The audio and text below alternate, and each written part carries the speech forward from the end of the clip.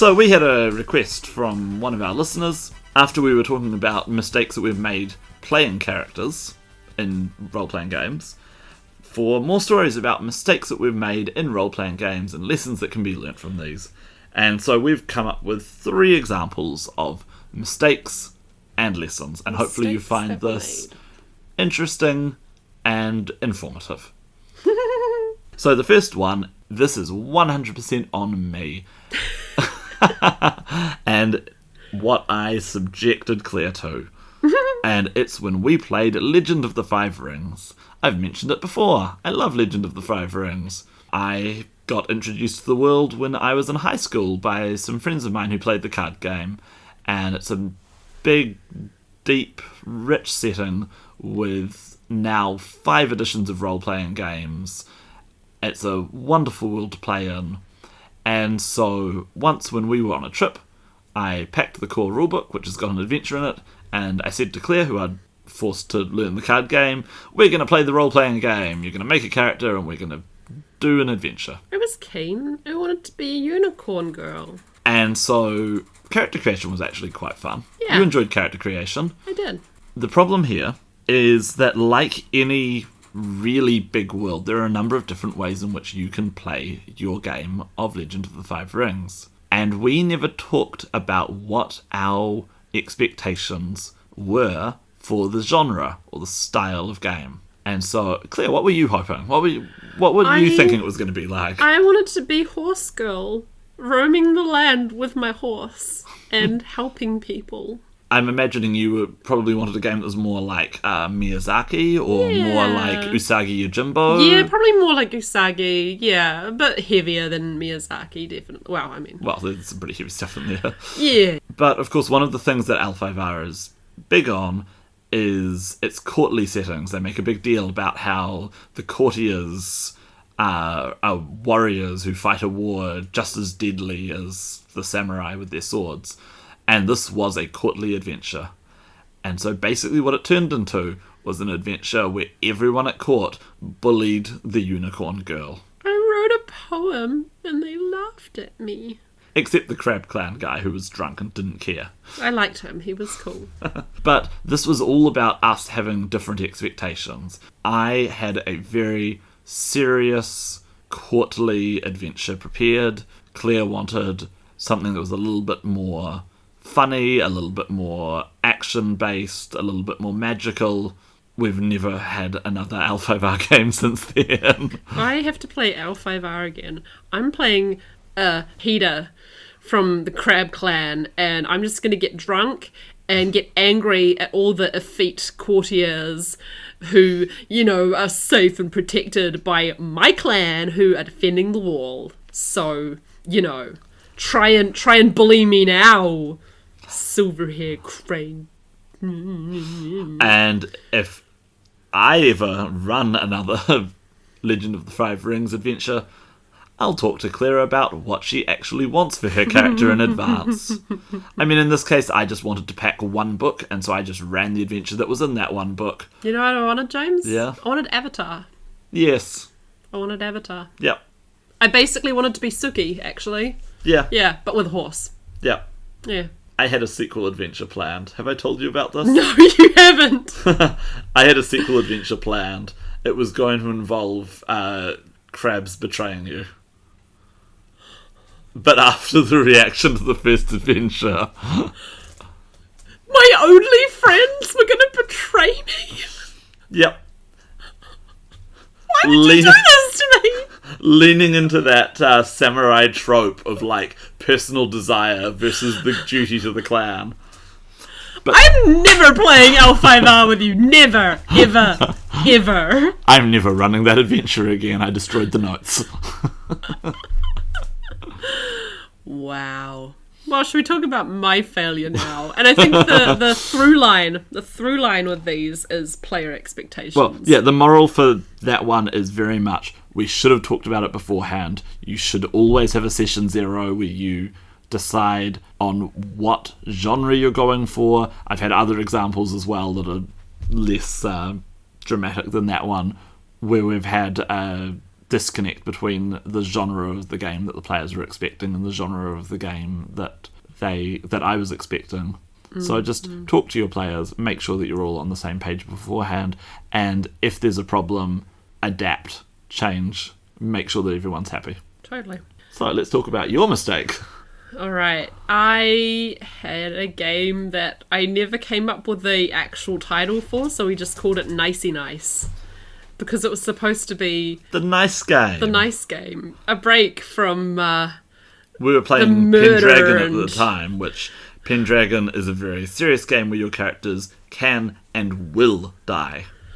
So Nicey Nice was supposed to be, a little bit safer, a little bit more urban. A little bit funnier. Yeah, high fantasy. But then I opened with Elf Hitler writing Mein Kampf in a basement.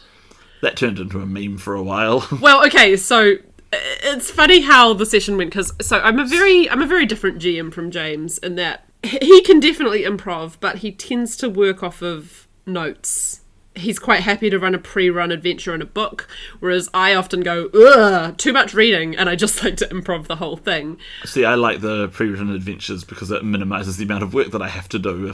If I'm feeling busy or tired, then it's just something I don't have to worry about. So I would write myself maybe 1 or 2 pages of notes before going into this. This was a world I created all by myself as well, with lots of resources that James gave me. And it was a world that I sort of had in my head for a few years before that, based on sort of bits and pieces of other fantasy worlds that I'd enjoyed.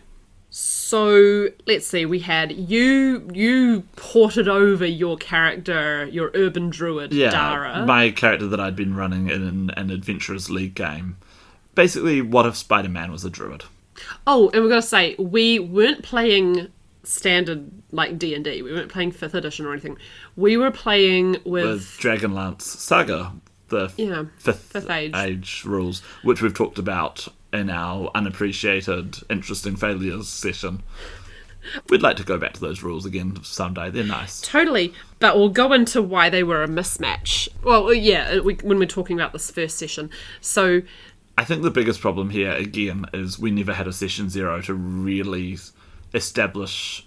I can't really remember that, but sure. We had a character creation session, but we never really sort of sat down and hashed out what we were all doing and got on the same page. And I think that was where things started to go wrong. Yeah, because all your concepts were quite different. So, yeah, having something to tie you all together.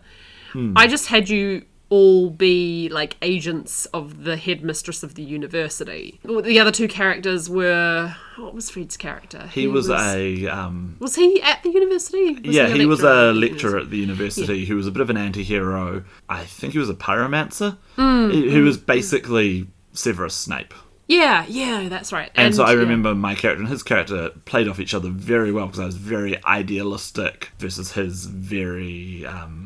cynical, realistic viewpoint. But we were both absolutely on the same page about we've got to deal with these problems. We just clashed all the time about how to deal with them. And that was good. There was some amazing role-playing that we got out of that. And then there was Sarah's character. It was just 3 players. And she was playing sort of a rich playboy with a secret identity. Catman.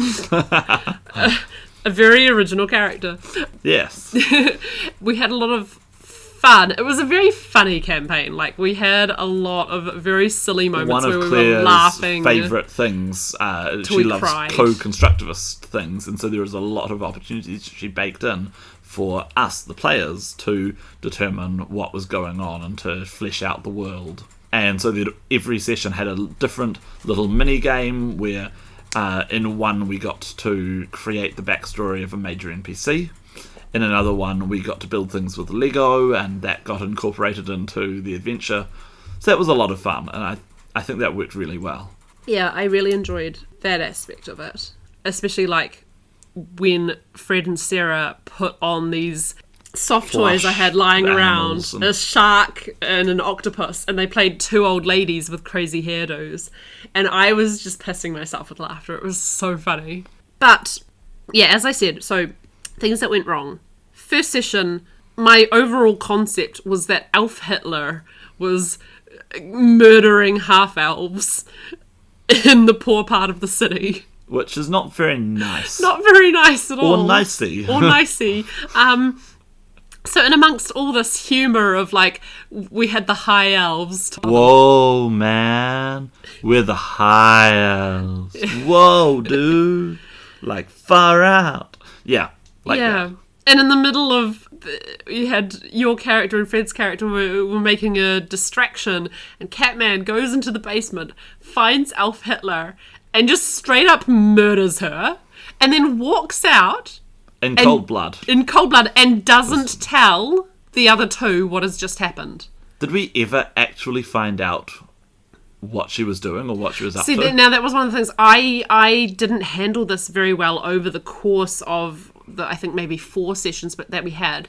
Sounds about right. I kept trying to force Sarah in her character to give up the knowledge to the other two. She had secret information that the rest of the party was not privy to, and Claire gave her multiple opportunities to share the information, but she didn't really have a motive to share the information. And I shouldn't have been relying on the external motivation of me pushing her towards that, because, and this is just generally a good adventure design, you shouldn't have everything bottleneck down to one moment where the clue is revealed, because what if the players miss that moment? So I should have had multiple opportunities for the information I wanted to get across. A good rule, which I'm not sure if we've mentioned this one before, is the rule of 3, which says for every piece of information you want your players to find out about, have 3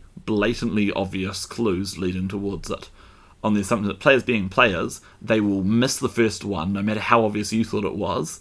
They will misconstrue the second one completely, and so they'll get the third one at last. So the other mistake I made was, so the 5th Age, Dragonlance 5th Age system with the cards and everything, it's such a beautiful system to create characters with, and I got really enamored of it, to be honest. I spent a few evenings before we even started with Session 0 just playing with the cards and making different characters out of these cards. But that, as a system, it's actually designed to be sort of quite brutal to the players, and that's not what I wanted for nicey nice. I wanted it to be, because especially in contrast to Pendragon, which is also brutal, I wanted it to feel like a little bit of a power fantasy for you guys.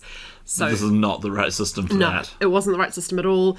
But ultimately it didn't matter too much once we moved past the first combat counter of a wolf who was kicking Sarah's butt.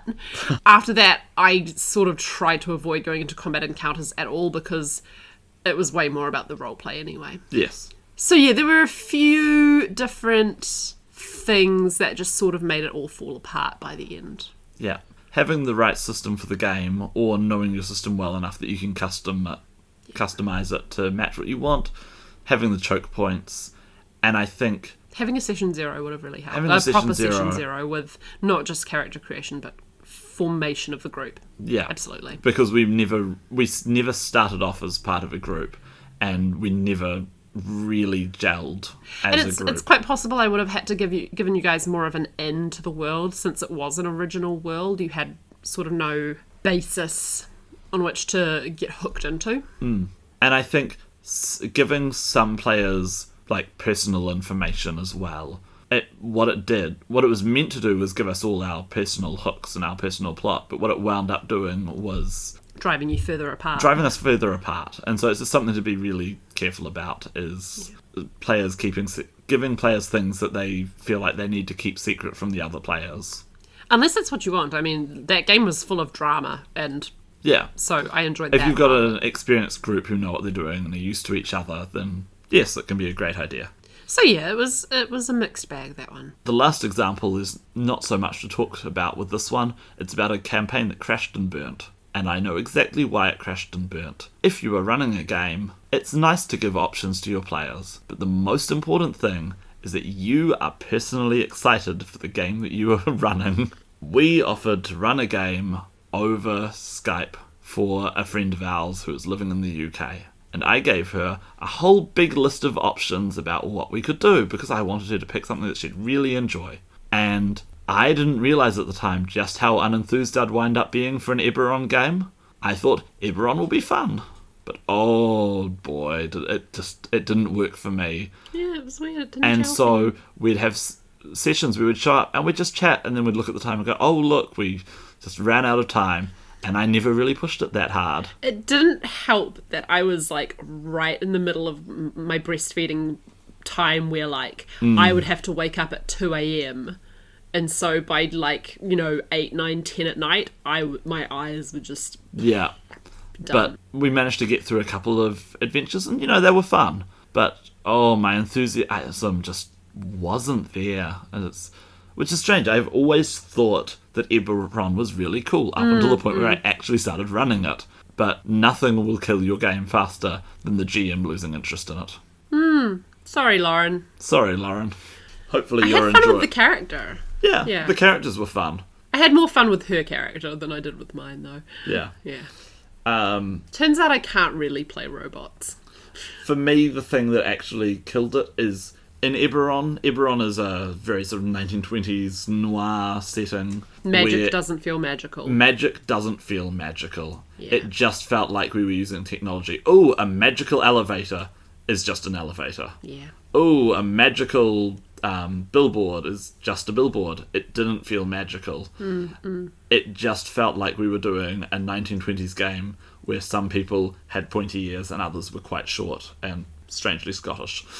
I wonder if there's any good like live streams of people playing Eberron. Maybe. Out there. Be nice to see. Because it's such a detailed world. There's so much in it. There's so much stuff going on. It does so much good work in having the monsters be interesting and not just be, orcs not just being a monster race, but and everybody having their own ways in which they are the heroes of their own stories and the villains of other people's. And it just didn't work for me. Yeah. Well, these things happen. These things happen. And, sometimes the best thing to do is just to say, hey guys, I'm just not feeling this. Let's try again. And I'm hoping Lauren is having more fun on our Discord. I know I am. Yeah, me too.